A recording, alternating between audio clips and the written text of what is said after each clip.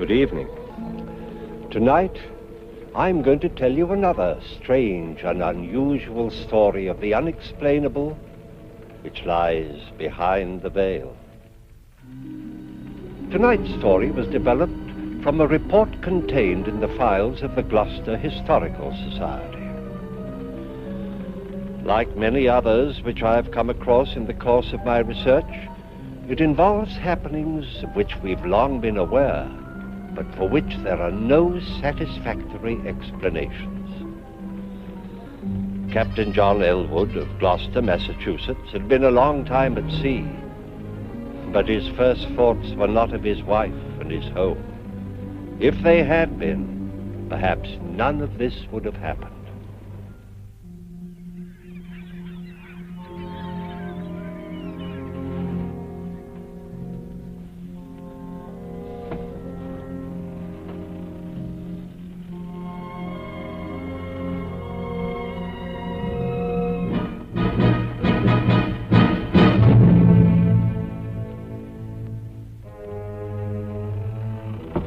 Come in.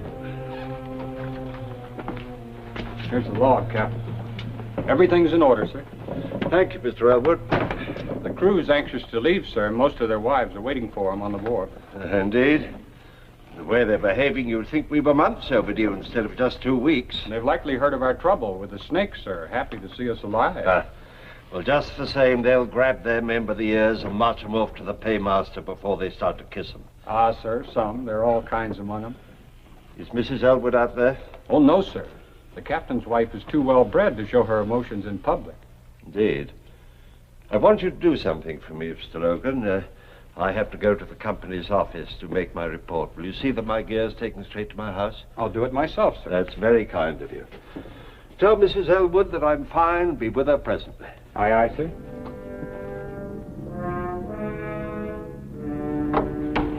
Just put it anywhere here, Mr. Logan. I do appreciate your coming.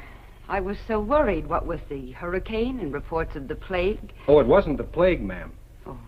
Well, just a lot of poisonous snakes that came aboard while we were in Florida. There was talk that some of the men died. Aye, 2 seamen. 3 others were bitten, but we saved them. It must have been a terrible experience. We were finding snakes, ma'am, all over the ship 2 weeks after leaving the wharf. Did the captain say how long he'd be? No, ma'am. Just said to tell you that he'd be along presently. Well, best be getting his dinner. Yes, ma'am. Thank you kindly, Mr. Logan. You're welcome, ma'am.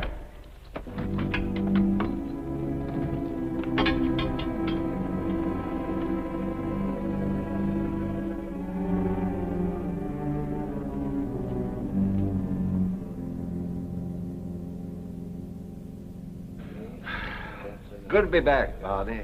This place is more like home to me than my own house. Hey, we missed you, John. What's been happening while I was away? Oh, now, let me see. The Clarowell foundered 2 weeks ago off the coast. Nobody lost. The packet from England was late again, as usual. I think that's about all. Things have been fairly quiet. See, how about those snakes, John? When are you going to tell us about them? As soon as I get something to wash the salt out of my throat. Oh, yes. Bessie! Coming! Coming!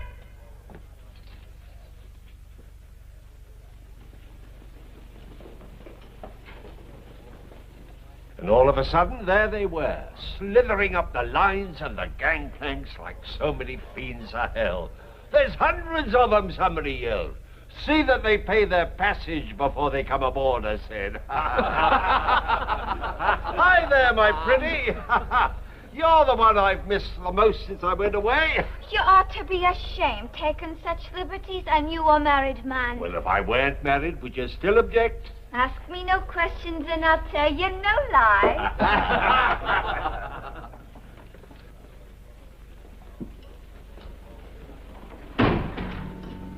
Afternoon, Mrs. Elwood. Good afternoon. I'd like a bottle of that Spanish wine that Captain Elwood favors. I think he'd enjoy it with his dinner. Be supper, more than likely, ma'am. Club's having dinner in his honor. But I'll get it for you.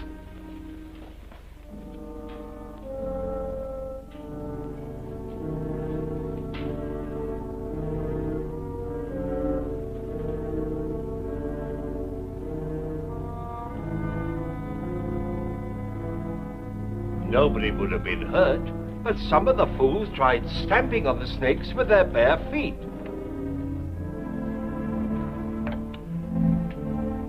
Excuse me, gentlemen.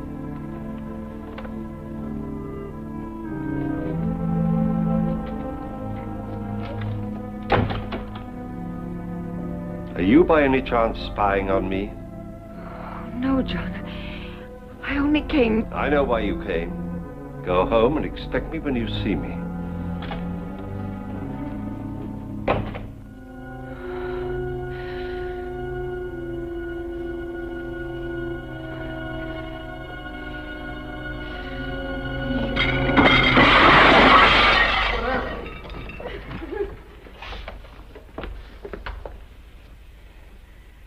You may charge the spoilage to me, Captain Barney.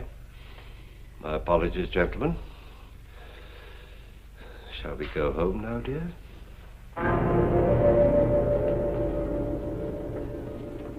You humiliate me in front of my friends. You spy on me. I'll never do it again. But I wasn't spying, I swear it. I only wanted to get a bottle of wine for your dinner. And the table. Was that part of your affection? I don't know what came over me. John, all the time you were gone, I missed you so. I prayed for you. And when you turned your back on me, I wanted to strike out and hurt you as I was hurt. I'm so ashamed. Well, you should be. I'm sick of your explanations, sick of your apologies. I'm sick of you, Ruth. No, John. Leave me something. Ever since I married you, I've been trapped. And for what? The price of a ship that went to the bottom 3 months after I bought her. You needn't have said that. I knew why you married me. I knew my father's money made up for the fact that you didn't think I was gay and amusing like the other girls were. I knew my friends were laughing at me because they knew why you married me. But it made no difference. I loved you. I still love you. Oh, you're talking nonsense. No, John. Please hear me out. Let it alone, woman. You're digging up things that are best forgotten. No, I couldn't bear it if it were only the money. There had to be something else. John, maybe it's not too late. Maybe we could start all over. Oh, Ruth. John, I'm drying up into a bitter old woman. Help me. Please.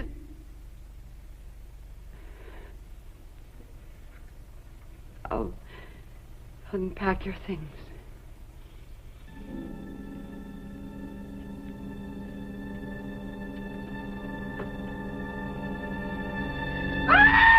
What's the matter? A snake! It ain't get me! What?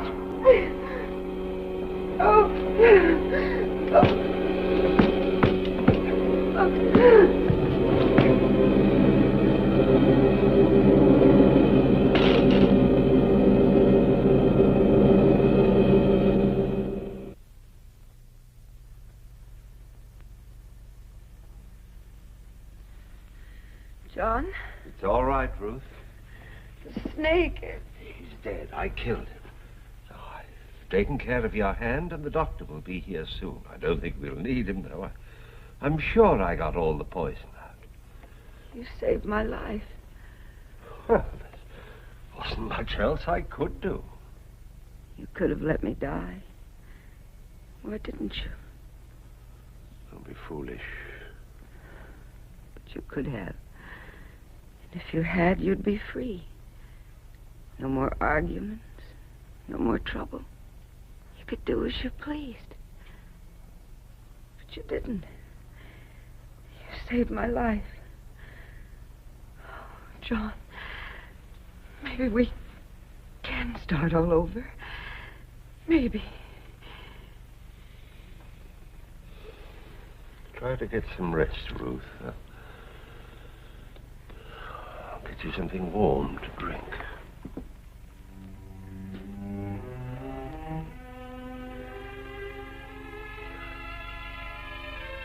It's a lucky thing you were home, John. Snake bite's a terrible way to die. Well, she's much better now, and the doctor says with a little rest she'll be just as good as new. You're thankful for that, I'll wager. Oh, I can't wait to sail again. Always more trouble ashore than when you're at sea. And I can't make any money just sitting here, much as I like it. Speaking of money, here's something that'll make you sit up and take notice. The widow Smith got a letter from London this morning. Seems an uncle died and left her £20,000. £20,000? Hey, he'd be a lucky man that gets her.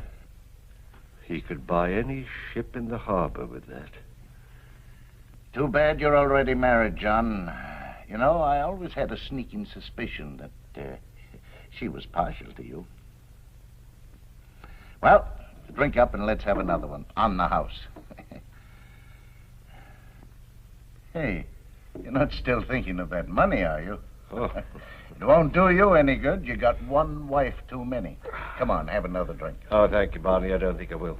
I'm going to get back to Ruth.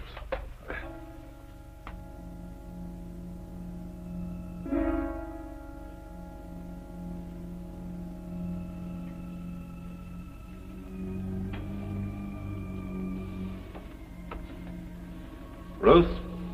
Yes, dear? I've been thinking over what you said. Maybe what happened this afternoon is a sign for both of us. We will make a fresh start. Oh. By Harry, I'm going to take you with me on the next voyage. I'll fix it all up with the owners in the morning. Oh, John, I love you for the thought. Are you sure you want me to come along? Why, of course I do. Oh, I've been very selfish about the whole thing. Seeing new places, doing new things, and you've just been left alone here in this old house. No wonder you were unhappy. Oh, no, it's not that at all. I love our house. Well, you want to come with me, don't you? Yes, of course I do. But I warn you, I'm not very good on boats. Huh? I get sick. Oh, nonsense. Couple of days at sea and you'll be just like a regular old sailor. Besides, I want you to come. Oh, John, you won't be sorry. From now on, things will be different. Yes. From now on, things will be different.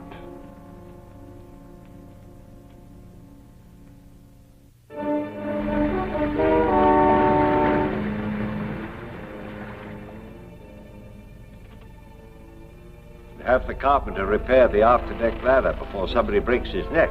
Aye, sir.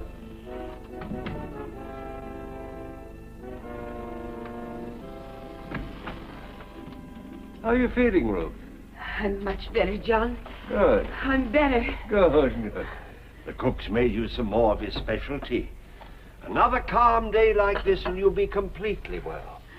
I didn't mean to be such a burden to you, John. You've been very patient with me. Oh, nonsense. I should have brought you before. You've no idea what a comfort you've been. No idea how lonely a captain's life is. Oh, I should like to be with you as often as you'll let me. So you shall, my dear. Don't let your tea get cold.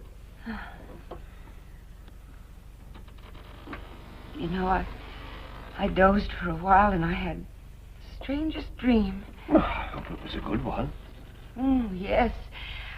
I dreamt this was our old ship. And instead of cotton, there was money in the hold. Well, I couldn't improve on that myself. We were so happy in the days when we had money, John. I find I'm thinking of them more and more since we left home. But when I'm well, things will be different, John. You'll see. Yes. Yours. You're not very well. You'd better come and lie down and get some rest. I didn't mean to get sick, John. All right. I didn't want to get sick. I'm such a burden to you. I should have stayed home. I should have stayed at home. Try to get some sleep.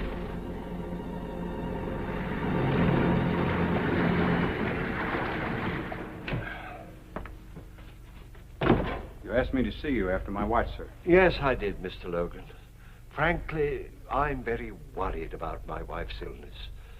You've always been handy around the sick, and, well, frankly, I thought maybe two heads be better than one. Yes, sir. I wondered if you'd take a look at Mrs. Elwood, too. I'd be glad to do anything for the missus, sir, if I can. Good.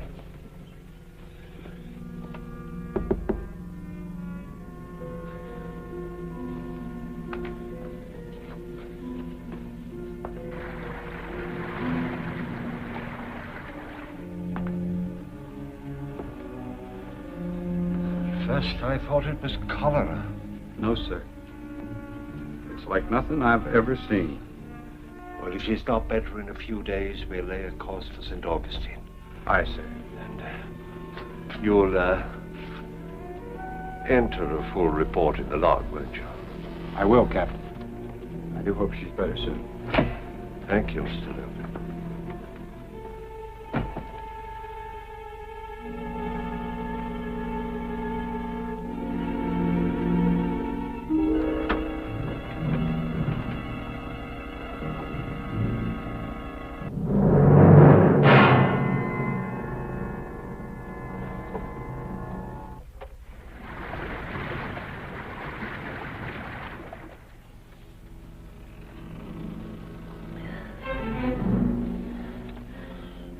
Are we to St. Augustine, John?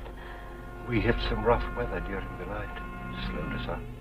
Rough weather? I didn't even feel it. You were unconscious, I'm afraid.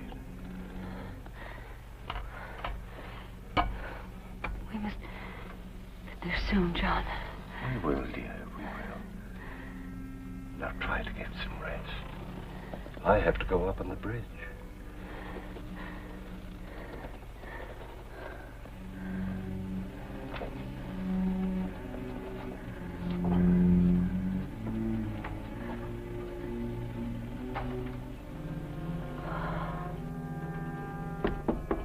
Captain Elwood.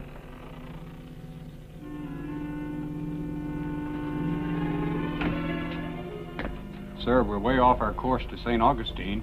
If we don't turn now, we'll... I'm well aware of our position, Mr. Logan. My order stands. We stay on course for Jamaica. But I looked at Mrs. Elwood yesterday, sir. She won't last that long. My wife and this ship are my responsibilities. She'll be alive when we get to Jamaica, I warrant. As you say, sir.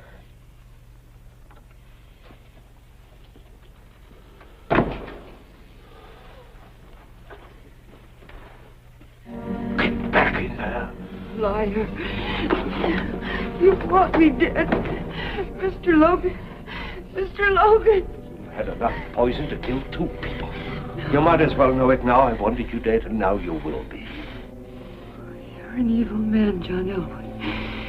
And you'll be repaid with evil. You... Oh.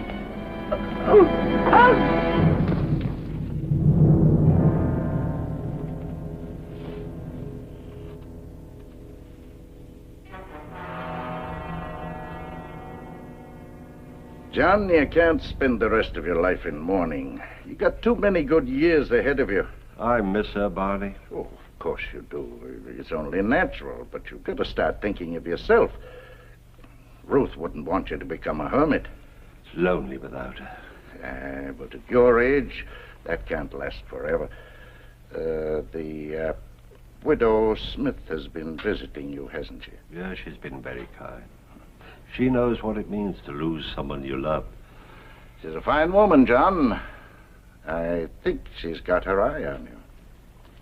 Oh, nonsense, Barney. I'd never think... Oh, I'll give you a year. Nobody expects you to wait longer. And, John, it's time you got out of the house. Now. Think so? I do. We're having supper tonight in honor of a new member. Your old first mate, Logan. You've got to come, John. He'll be expecting you. Oh, I don't know.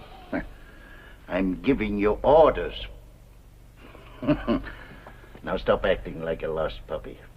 All right, Barney, if you say so. I do, sincerely. Now it's time for me to get back to the club.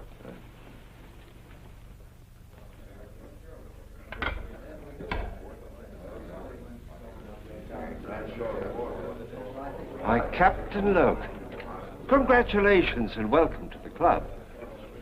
Thank you, Captain. I haven't seen you since the inquest. I feel I owe you an apology. You were right and I was wrong. I should have changed course for St. Augustine when you wanted me to. Makes no difference. Now. But it might have, and you were trying so hard to help her, you almost gave me the impression at times that you thought I wanted her to die. Gentlemen, the food is on the table, gentlemen. Clumsy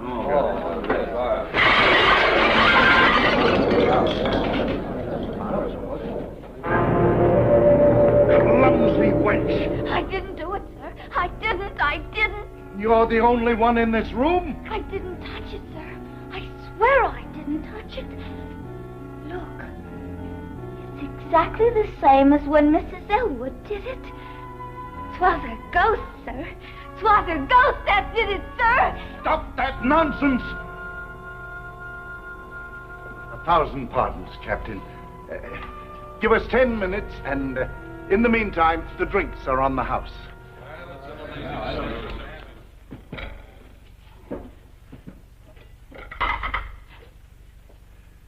Now, get out, both of you.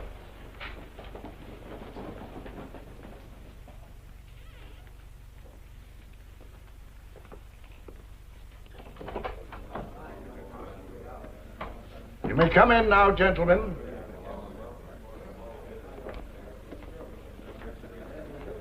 Twas the girl did it, gentlemen. Saints preserve us. 'Twas her ghost. Her ghost. No. You fools, are you frightened by a superstitious servant girl? Barney Logan, help me, I'll show you it's nothing.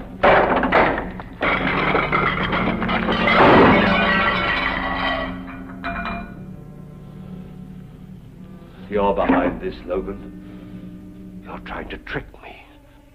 Trick you into what, Captain? You think I killed her. You're trying to trick me into saying that I did.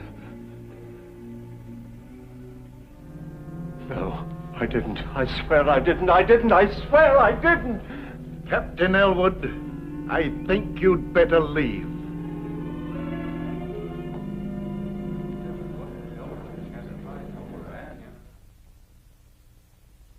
Aye, he finally got a ship, if you could call it that.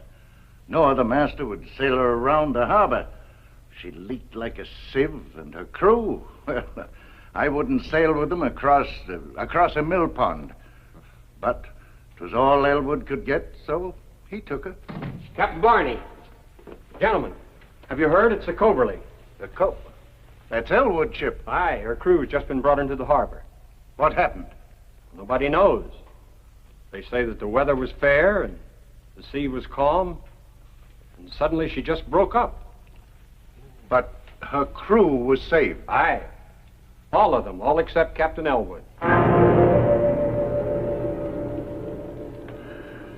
It's retribution. The devil has claimed his own. Gentlemen, the food is on the table.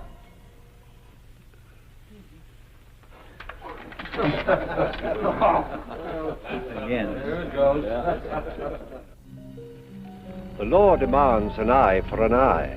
He who takes a life must be prepared to forfeit his own. But the law is man-made, and when there is no proof, the law is helpless. Captain Elwood never came to trial. Nevertheless, he was found guilty and executed. Who was his executioner? We may never know.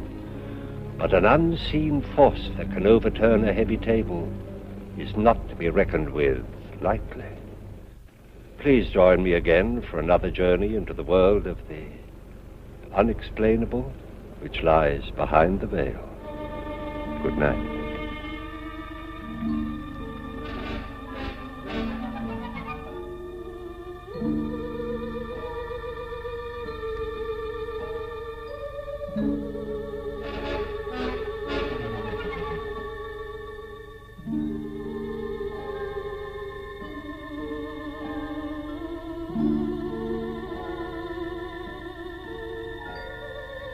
Thank you.